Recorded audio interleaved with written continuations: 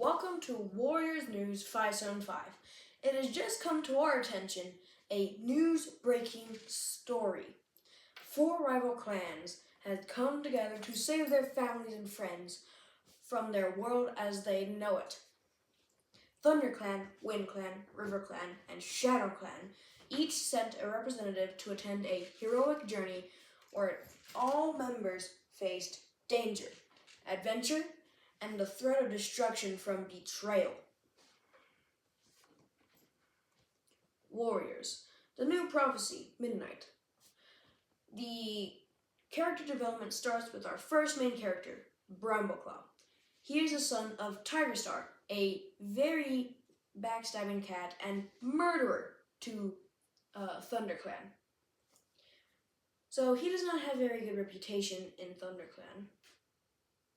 However, Brambleclaw gained leadership and confidence throughout his journey.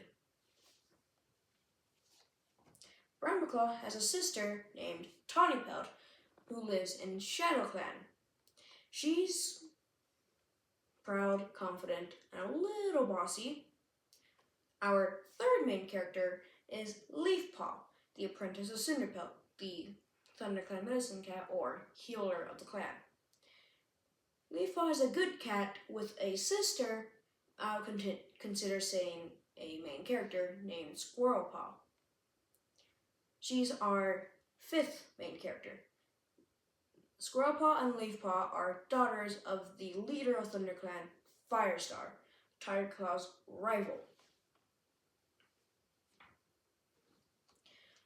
Squirrelpaw and Leafpaw have a special power that is to feel a connection no one else has ever felt before, to where in dreams they can see and even send signals to where they are, wherever they want. Our next main characters are Feathertail and Stormfur. These cats are from River Clan, but their father is the deputy of ThunderClan, Greystripe, who is the best friend of Firestar.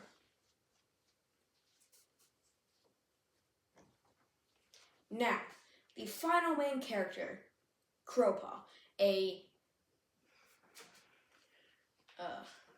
grumpy, sarcastic Wind Clan cat that does not like taking orders from other warriors but his deputy and his leader, Tallstar, another friend of Firestar. Enough about backstory though, it's time for the main story. So basically, Brambleclaw has a dream where he is at the center of the forest at 4 trees. And staring down at him is Bluestar, the former ThunderClan leader. Bluestar tells him that 3 other cats have been chosen to save the clans from a big coming danger. Then Brambleclaw wakes up, confused, thinking it was just a dream about nothing. Later, he finds Squirrelpaw being all cocky like always and being annoying to the senior warriors.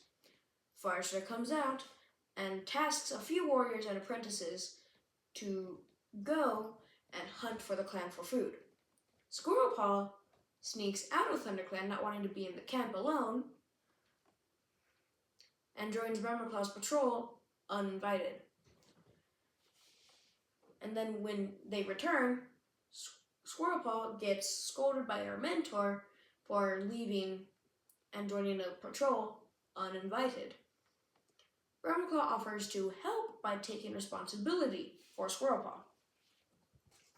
A few months later, it's time for the clans to gather at 4 trees. This is when the clans share news with other clans on what is happening. Brambleclaw meets 2 new warriors for River Clan, then finds his sister Tawnypelt, who tells Brambleclaw about the weird dream she had about Nightstar, telling her about 3 other cats being chosen to save the clans. So then Brambleclaw discovers that he is not the only one having this dream, and decides that this dream must be something important. Brambleclaw decides to go to 4 trees during the night at the new moon to see the other 2 cats. But Squirrelpaw follows him again undetected. When he reaches 4 trees, where Brambleclaw finds that Squirrelpaw had been following him, and Tiny Pelt sees that Brumclaw accidentally let another cat follow him when he told her that he wouldn't. Then, two more cats enter the clearing, Feathertail and Stormfur. Feathertail says that she knew she was right about other cats having the dream. Stormfur is there to protect her in case anything goes wrong. But one cat is still missing. A few minutes later, Crowpaw enters the clearing and is angry that there is 6 cats instead of 4. And then they all wait for midnight to tell them what they need to do, since that's what the dream said. But nothing happens. They all decide to leave and go back. Then later that night, Brumclaw has another dream where he's drowning in salt water and there's sheer cliffs with a cave that has jagged, sharp rocks that make it look like gaping jaws as the sun sinks into the water. Then he wakes up in the warrior's den, still having the taste of salt water in his mouth.